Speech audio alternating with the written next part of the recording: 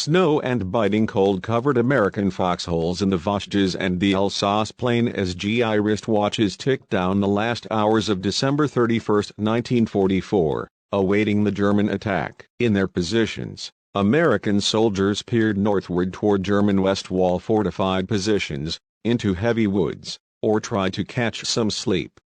Nobody felt like celebrating the opening of 1945 on the thin American lines. There was no reason to. Hundreds of miles to the north, two German panzer armies were slugging it out in the Ardennes with American and British forces in the Battle of the Bulge. Now Lieutenant General Jacob Devers' U.S. 6th Army Group had been forced to stretch its lines west to cover those of the U.S. 3rd Army, which had been pulled off its offensive into the Saar to drive north to relieve the siege of Bastogne. The 6th Army Group, consisting of two armies, had to take over. The French 1st Army dug in around the Colmar Pocket in Lorraine, and the U.S. 7th Army, under Lt. Gen. Alexander Sandy Patch, was tasked with holding the Rhine River from Strasbourg to the German border and westward. That length was 64 kilometers along the Rhine and nearly 140 facing the Saar. Worse, Patch's army was thin, overstretched, short of 9,000 replacements, lacking reserves, and at the bottom of supply priorities because of demands from the Bulge. Some of Patch's men were wearing cast-off British, Canadian, and even captured German winter coats. Still worse, few of its troops were veterans. The 100th Century Infantry Division, a new outfit, was all draftees. The 70th Infantry Division had completed training only 2 months ago. 3 American divisions had been sent into the line without their artillery and supporting vehicles, simply to hold the ground on the near side of the Rhine. Patch's best infantry divisions were the 36th Texas Division and the 45th Thunderbirds, which had fought through Sicily and Italy before invading southern France in August and through the Rhone Valley, up to Alsace. It was not all bleak for Patch, who had advantages in air supremacy, good intelligence, and the fact that his troops occupied some of the abandoned earthworks and fortifications of the legendary Maginot Line. The Germans had stripped much of its equipment, even cook stoves, after their 1940 victory, but they couldn't remove the tunnels, tank traps and other defenses, or the heavy guns, which all faced Germany and were soon put to good use. American Samoa, 1944 came to a close. The big question was, what would the Germans do? Adolf Hitler's answer came on December 22, when he told his top commando, SS Colonel Otto Scherzini, "We are going to launch a new attack in the Alsace." It was not all bleak for Patch, who had advantages in air supremacy, good intelligence, and the fact that his troops occupied some of the abandoned earthworks and fortifications of the legendary Maginot Line. The Germans had stripped much of its equipment, even cook stoves, after their 1940 victory, but they couldn't remove the tunnels, tank traps and other defenses, or the heavy guns, which all faced Germany and were soon put to good use. American Samoa, 1944 came to a close. The big question was, what would the Germans do? Adolf Hitler's answer came on December 22, when he told his top commando, SS Colonel Otto Scherzini, "We are going to launch a new attack in the Alsace." The German assault would involve 2 forces, Army Group Oberrhein, commanded by SS Reichsfuhrer Heinrich Himmler, wearing one of his many hats. He was an unsuccessful general, believing that this task purely consisted of reviewing troops and presenting medals. His army group was deployed from the Swiss border to Scheibenerd, where the French border diverged from the Rhine and the West Wall's fortifications turned west and included the 19th Army in the Colmar Pocket. From there, Germany's defenses were manned by Army Group G, under General Hermann Balck, who would be replaced by General Johannes Blaskowitz just before the offensive. Hitler's plan, codenamed Nordwind, called for a 3-pincer assault on the exposed Bulge of the 7th Army. The German 1st Army, under General Hans von Obstfelder, would attack on the German right. This army was organized into 3 corps, the 13th SS, the 82nd, and the 90th, comprising 9 divisions. The 13th SS Corps included 2 of the supposedly toughest divisions in the German inventory, The 17th SS Panzergrenadier Division Gotz von Berlichingen and the 6th SS Mountain Division, transferred from Finland when that nation left the war. The 6th Division's men were young and fit, unlike the Wehrmacht units alongside them, but it had long been led by ill-trained party activists, with commanding officers reporting drunk. Even so, Keith Bond, an American historian of the Vosges campaign, wrote that it was undoubtedly the best German infantry formation on the entire Western Front in early January 1945. Karl Felix Sparks, an officer in the 45th, said the 6th SS were the best men we ever ran into, extremely aggressive, and impossible to capture. There was no driving them out, for they fought until they were killed. Named for a German robber baron from the Middle Ages, the 17th SS Panzergrenadier Division was also a mess. It was formed in France and consisted of Germans, Romanians, and renegade Belgians. Most of them were killed at Street Low, and replacements were marginal. The division's chief abilities were torturing and murdering both French civilians and captured American military medical personnel. Flung into battle at Metz, it was mauled again. The division's elitism and equipment were gone. The 29-year-old division commander, SS Colonel Hans Lingner, was considered incompetent by his superiors. But behind this questionable force were three tough divisions that had endured years of war: the 11th and 21st Panzer, and the 25th Panzergrenadier. The 21st had faced the British on D-Day, stopping them from reaching Cannes. However, like every German division in the war by this point, they were short of ammunition, guns, fuel, and replacements. The Germans considered three approach routes for Nordwind: through open country to the west of the Vosges Mountains, through the American salient at the Lauter River, and straight down through the lower Vosges. Obstfelder recommended that his troops attack straight down the lower Vosges Mountains, from Bulge to Saverne. Very few American forces held that area, and some of those Maginot positions were in German hands, reducing risks. It was a southern version of the Bulge offensive. But Hitler wasn't sold. For all his faults as a military leader, he had been an infantryman, and he did not believe his mechanized troops could drive down the backbone of a range of mountains and forests. He ordered a major effort west of the Vosges by the 13th SS Corps and the main attack east of the Vosges by the Panzer forces. Deployed against this were two American corps, Maj. Gen. Wade Hyslop's 15th west of the Vosges, with the 44th, 100th Infantry, Task Force Harris, and 12th Armored Divisions, the latter in reserve, as well as a combat command, the equivalent of a brigade group, of the French 2nd Armored Division, the strongest outfit in the Free French Army. Well equipped, motivated, and trained, the 2nd Armored enjoyed the dynamic leadership of General Philippe Leclerc, one of the earliest officers to join General Charles de Gaulle's Free French forces in 1940. He and his men preferred operating with the Americans rather than their countrymen, as the French First Army was largely made up of French forces that had supported Vichy from 1940 to 1942 and then the Allies. In French Army barracks and officers' messes, there was a great deal of tension between Gaullists and former Pétainists. Though the 44th and 100th lacked combat experience, 75 and 47 days, respectively, they were far better trained and equipped than their German opposition. On the right, Major General Albert Brooks' 6th Corps covered the vast tract of land from the High Vosges to the Rhine River. The 36th and 45th Infantry Divisions were dug in on the Franco-German border, with a motley group of tanks and armored cars called Task Force Hudilson, after its CO, Colonel D.H. Hudilson, assigned to cover the High Vosges forests, hills, and mountains. The German plan was solid, but their troops were short on supplies, worn out, and could not train for or rehearse the attack, or even reconnoiter the American positions, for fear that Allied air supremacy would spot their deployments. It didn't matter.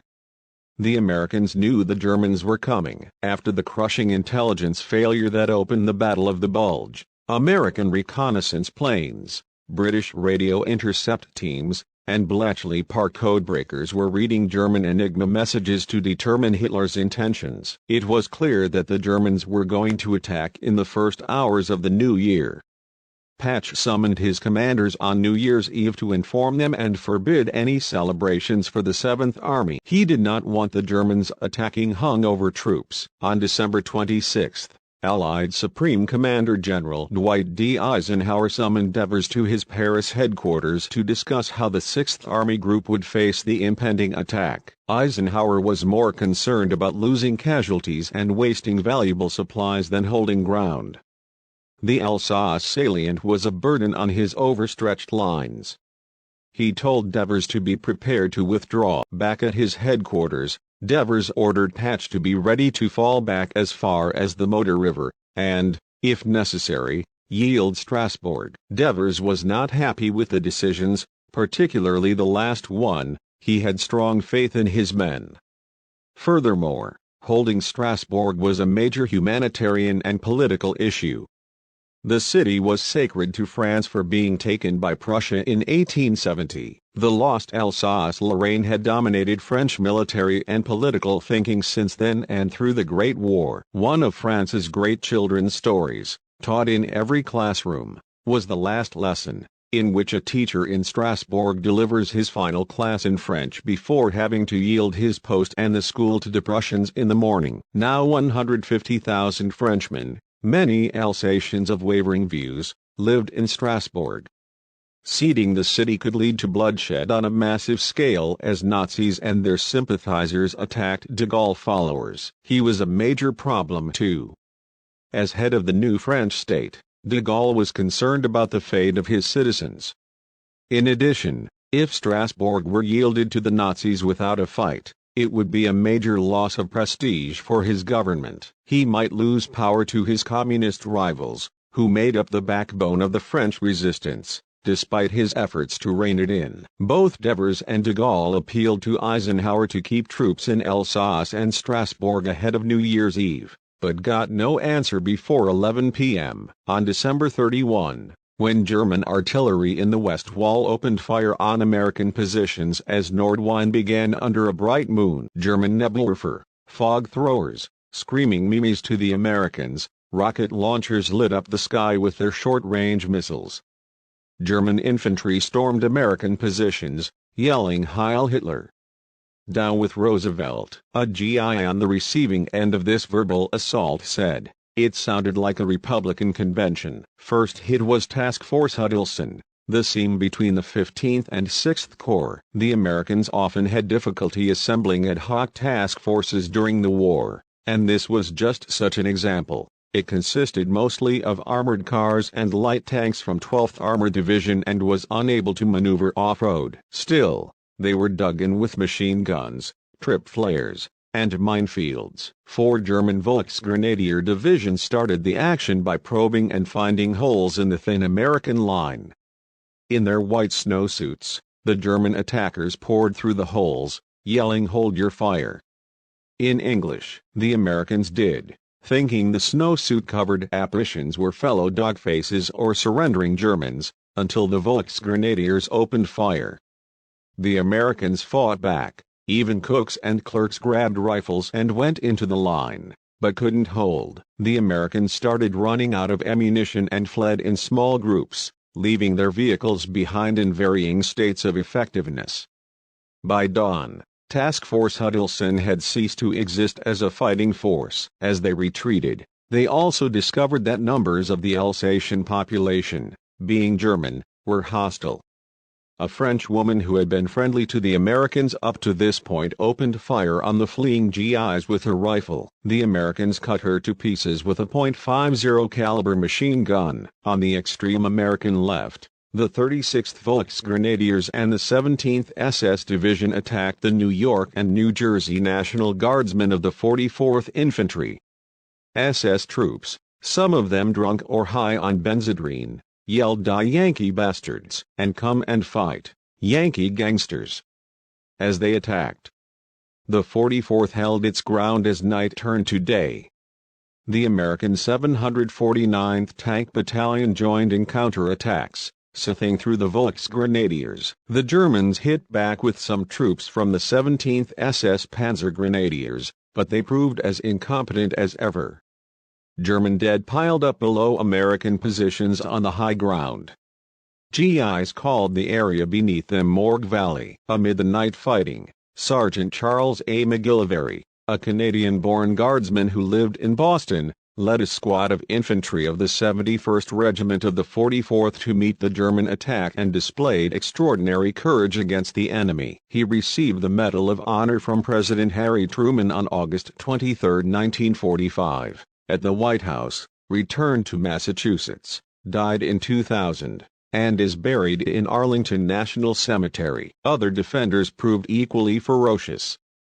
Private Leon Outlaw cut down more than 100 attackers with his .30 caliber water-cooled machine gun. On the right flank, the 6th Corps faced a German advance over the Alsace plain with fewer troops, holding a long line.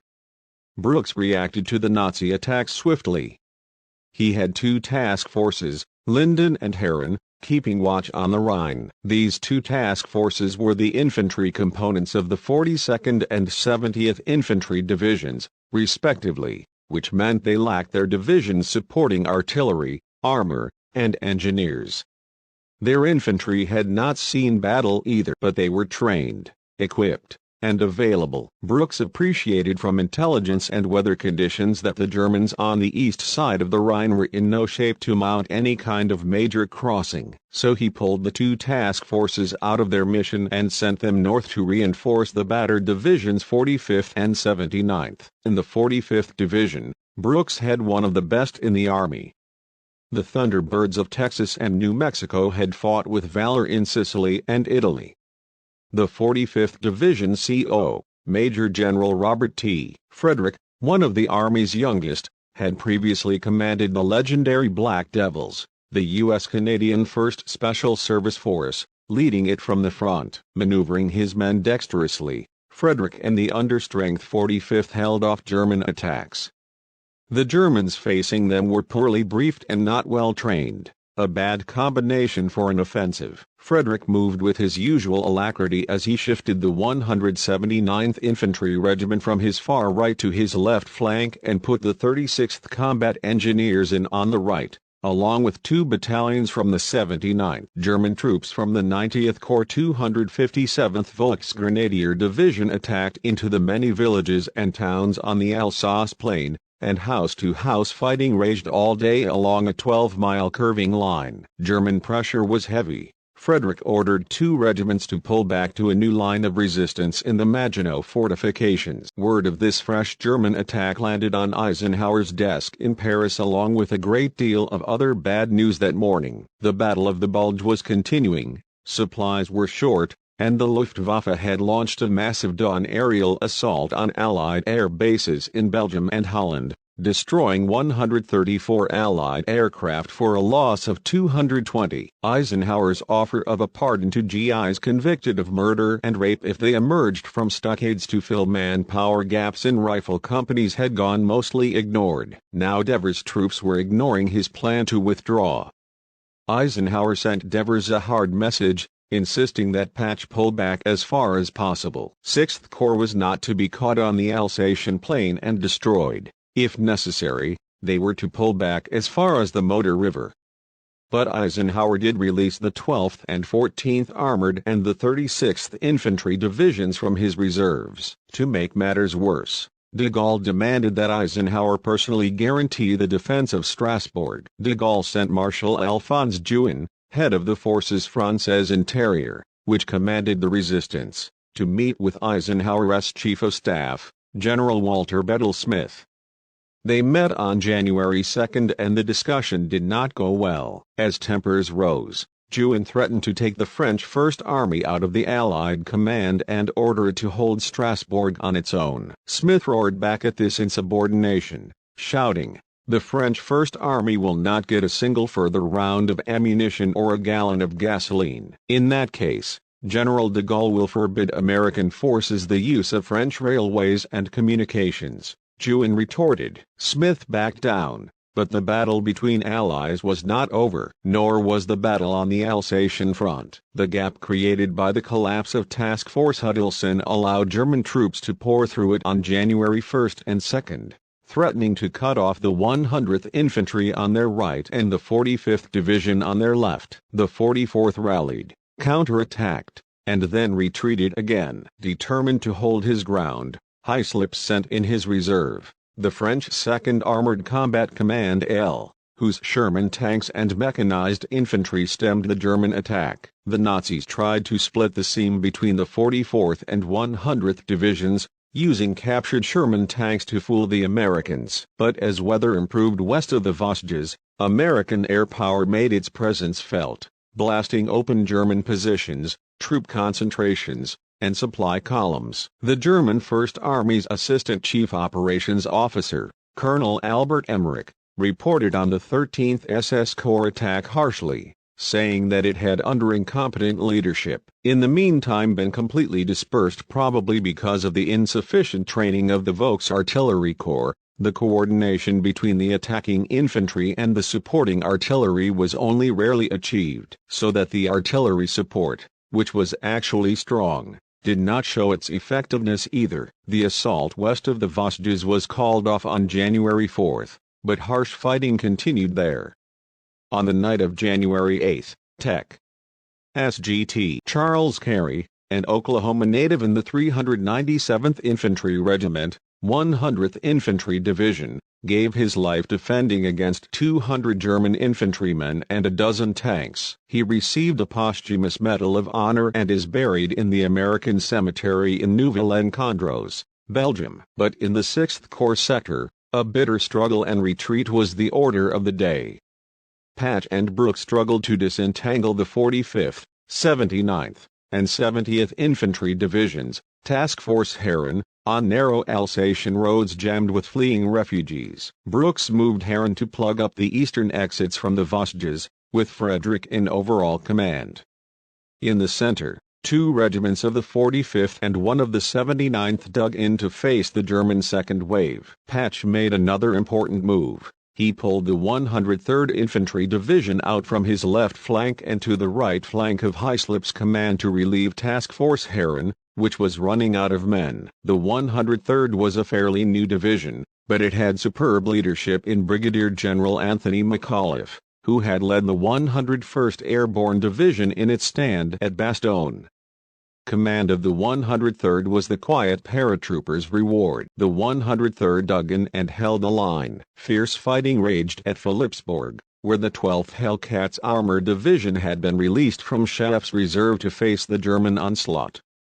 Among them was a Los Angelino PFC, named George B. Turner of the 499th Armored Field Artillery, who survived a harrowing overnight ordeal after covering the retreat of several soldiers forced to abandon damaged armored vehicles and suffering a serious wound. Turner received the Medal of Honor on August 23, 1945. He died in 1963. And is buried in Arlington National Cemetery. On January 3, General de Vigier, the French military governor of Strasbourg, sent an impassioned plea to Patch's headquarters at Luneville imploring 7th Army not to abandon the city. While Patch digested this message, Devers turned up and ordered Strasbourg evacuated regardless of any political pressure to hold the city. Meanwhile, de Gaulle himself took his protests to Eisenhower, admitting that the military plan made sense, but the loss of Strasbourg would be a political disaster for France. With Winston Churchill present as both witness and potential mediator, de Gaulle presented Eisenhower with a letter threatening to use the French army to independently defend the city if necessary. A great military politician, Eisenhower told de Gaulle that he would modify his orders to ensure that Strasbourg would be defended. But he would not tolerate French insubordination to the Allied command. If de Gaulle removed his troops from Eisenhower's command, the French would not get a single bullet or gallon of gas from his depots. De Gaulle agreed. Studying his maps, de Gaulle ordered the French First Army to send the 3rd Algerian Division, a veteran but understrength outfit, like most of the units fighting in Alsace Lorraine, to Strasbourg with orders to hold the city. Meanwhile, Eisenhower ordered Devers to limit Brooks' withdrawal to a point north of Strasbourg.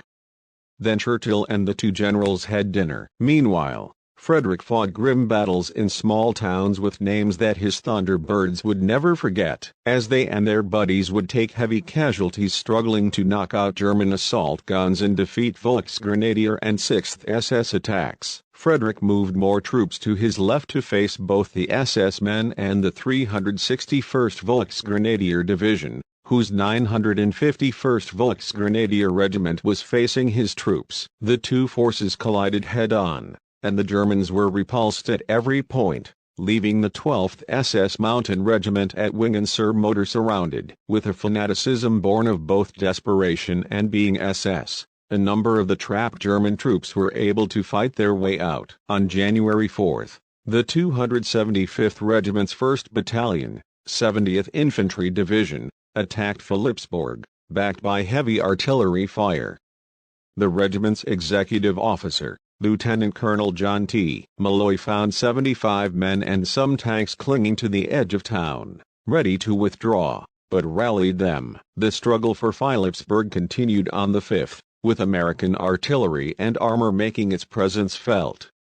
The SS defenders were forced to withdraw, yet German hopes remained high. With reports from Himmler that American defenders were thinning out at Strasbourg, the Nazi High Command committed the 21st Panzer and 25th Panzer Grenadier on the night of the January 5 to cross the Rhine and be ready to attack across the Alsatian plain, under the command of the 39th Panzer Corps. Eisenhower considered this the most dangerous move the Germans could make in Alsace. The same day, Himmler hurled his Army Group Oberrhein into the attack from the Colmar Pocket, with SS General Otto von Dem-Bach-Zelewski's 14th SS Corps leading the way in by crossing the Rhine River against light American opposition. Bach-Zelewski was Hitler's model anti-partisan fighter, having crushed the Warsaw Uprising in August.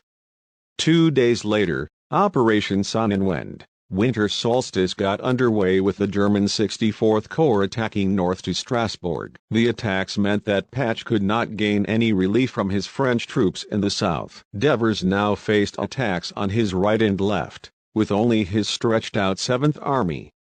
Fortunately, he had ultra-intelligence reports providing him with up-to-date information on German strength and movements, enabling him to spot his forces. To the 79th Infantry Division, under Maj. General Ira Weich, he assigned Task Force Linden and moved them to the road from Wiersheim to Gamsheim. The 79th was named the Cross of Lorraine Division from its previous incarnation in World War I. Having won battles there, Brooks told Weich, "Get in there and get it cleaned up. It's got to be cleaned up pronto. We can't let them get in there." Weich attacked at 3:45 p.m. straight into the Germans and became bogged down in darkness and machine gun fire. Soon Weich's attack was completely stalled. Frederick assigned Colonel Malloy to set matters straight. He found tank commanders refusing to advance. Malloy whipped out his .45 and ordered them to do so at gunpoint. Then Malloy personally took charge of the attack, with one of his lieutenants firing a light machine gun from the hip, like a pistol. "Who is that crazy guy?" Malloy yelled. "Let's get him a medal." Malloy's ferocity worked, although he took a wound in the shoulder, then in the leg. Medics took Malloy out of the battle, but he had won the point and the day. Meanwhile, the Germans had cut holes in the snowy American lines and brought their armored units into play. First up was the 21st Panzer Division, one of Germany's most unusual such outfits. The original 21st Panzer Division had fought in North Africa and been destroyed there. Its number was given to a new Panzer Division formed in France to face the Allied invasion in 1944. Many of its vehicles were war booty. On D-Day, the division's CO, Lieutenant General Edgar Feuchtinger, was in Paris with his mistress, a French actress. Lacking leadership, the division responded sluggishly and was unable to break through to the British beaches. Feuchtinger's superiors demanded to know why the top panzer commander had failed his most important job. Feuchtinger admitted to being an opportunist Nazi who had planned major party rallies before the war, not generalship. He claimed his only maps of France were from the 1870 Franco-Prussian War. Feuchtinger's superiors didn't believe that one, and on January 5, 1945, they arrested the general for deserting his post on D-Day, which, along with misappropriation of Wehrmacht funds and giving secrets to his new South American mistress, resulted in 21st Panzer being unable to attack. Feuchtinger was sentenced to death at court-martial and stripped of all his medals, but Hitler intervened, busting the general to artillery private and sending him to the 20th Panzer Grenadier Division on the Eastern Front. Feuchtinger deserted instead and survived the war. The effect of this high-level court-martial was also to delay 21st Panzer's assault until January 7, when it attacked Task Force Linden, which was reinforced by the 12th Armored Division. The Americans also held Maginot Line strongpoints, facing fixed defenses, mobile Sherman tanks, well-placed mines, as well as a heavy mist. The German attack stalled. By January 8, the 553rd Volksgrenadier Division, the cutting edge of the otherwise weak 14th SS Corps, had fought its way across the Rhine to the town of Herrlisheim, cutting the north-south road. It was now reinforced by one of the tougher SS outfits, the 10th SS Hohenstaufen Panzer Division, which had fought in Normandy and Holland, but not the Bulge. The Americans mustered two task forces from the 12th and 14th Armored Divisions to tear apart the bridgehead. In what became known as Purple Heart Lane, a wild battle ensued, as the Americans did not expect to find SS men. The Americans fought their way into Herrlisheim, and on the following day the 12th Armored's Combat Command B, CCB, stormed in, using tanks to provide fire support for infantry. They didn't find SS troops, but the 553rd Volksgrenadiers proved tough enough. American radio communications then broke down and several of the Sherman tanks milling about outside the town were eviscerated by German 88mm guns. When dusk fell, the GIs withdrew, though harsh fighting continued in the town for 4 days. The German assault in the Alsace plain continued on January 7, with 21st Panzer and 25th Panzer Grenadier trying again. Blaskowitz was unhappy with two elite panzer divisions failing to break through slapped together American task forces and made his displeasure known by personally visiting the 21st Panzer's tactical headquarters, where he warned the 39th Panzer Corps Company, Gen. Karl Decker, and the 21st acting CO, Lieutenant Colonel Hans von Luck, that Feuchtinger's cell at Torgau prison had 2 empty cots. The 2 German senior officers in turn pointed out that the American opponents, a portion of the famed 42nd Rainbow Infantry Division, still Task Force Linden, were holding a portion of the Maginot Line with heavy artillery and tank support. Just to make things worse, von Luck had no up-to-date maps of the battle area. Neither Blaskowitz nor Decker could help von Luck. They didn't have good maps either. But Decker and von Luck attacked with ample determination on the 9th, driving on the 242nd Infantry Regiment's 1st Battalion at Hatton. The 25th Panzer Grenadier led the way with its tough infantrymen infiltrating around pillboxes. The Americans stabilized the situation with mortar fire, but the Germans hit back with flamethrower tanks.